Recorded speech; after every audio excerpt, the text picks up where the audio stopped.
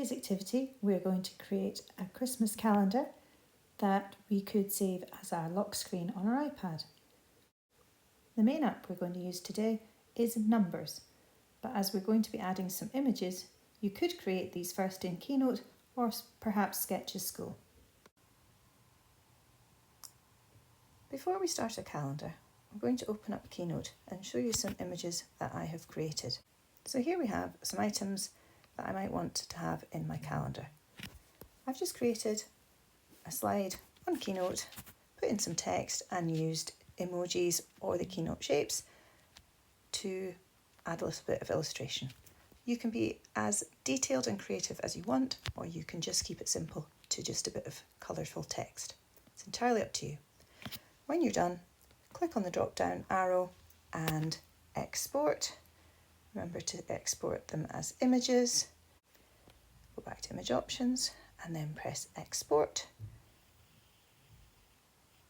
And then I'm going to save all 9 of those images to my photos. The next thing we're going to do is open up the Numbers app. And we're going to choose a template. Now I already have calendar in my recents, but you should find it under the personal heading.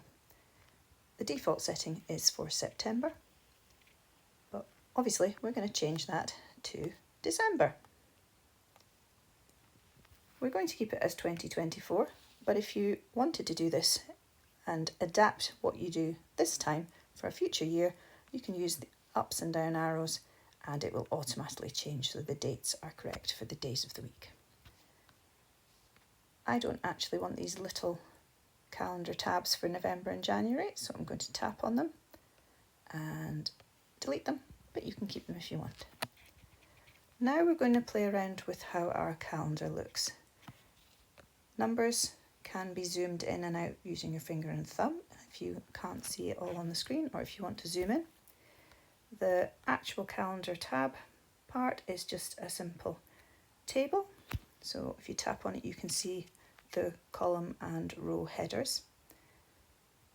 I'm going to select everything underneath that top red row and I'm going to go to Paintbrush, make sure it's on cell at the top and go down to cell fill, which currently is showing there's no fill, it's got a red line through it. I actually want to make that white. That won't make much difference at the moment, but if I want to change the background of my whole page, I make sure nothing's selected, press on Paintbrush and go into background, and you can choose whatever colour you wish. As with anything in Keynote or Pages, you're going to use the same paintbrush tool. If you want to change the look of something, you just have to select it first. So if I don't want December to be in red, I can change the text colour and I can change the font. If it seems to be cutting it off, I tap on the number 1 at the end of the row and I pull down that little equal sign to make sure I can see all of my word.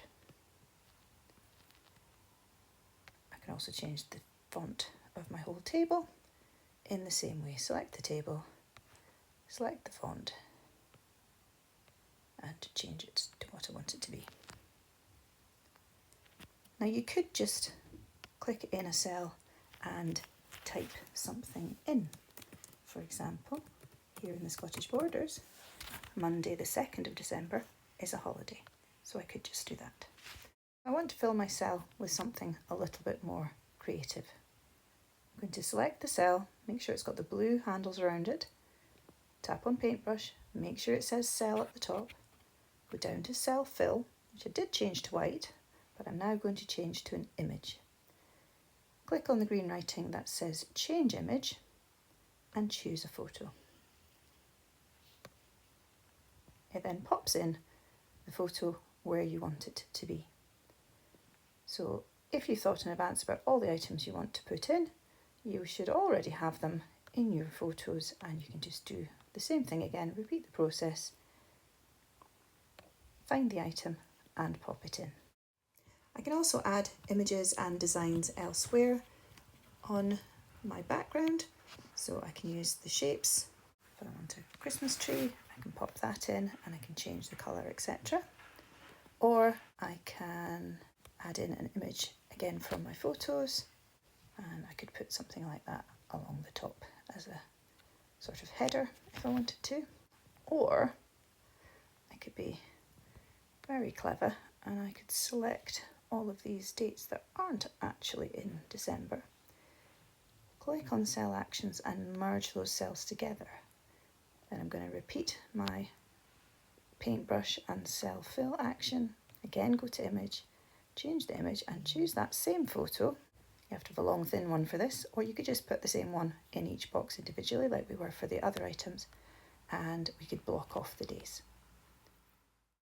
When you are completely happy with your calendar design, you can export it, but it's probably just as easy to take a screenshot, cut out the bits that you don't want and save it to your photos. You can then upload it as your wallpaper or as your lock screen. If you're not sure how to change your wallpaper in settings, continue watching at the end of this video and we'll give you a short guide. And then you can look forward to all the Christmas events that you have coming up in December. A very Merry Christmas to all of you from all of us here at Inspire.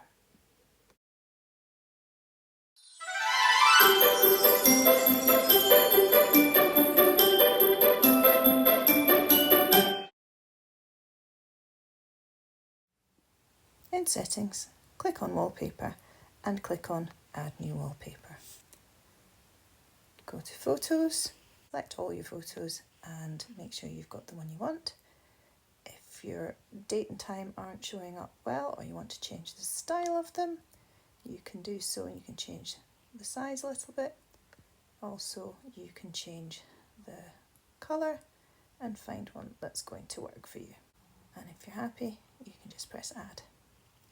If you want your background behind all of your app icons on your home screen to be the same image, you can do, or you can customise and choose just a plain colour for your background.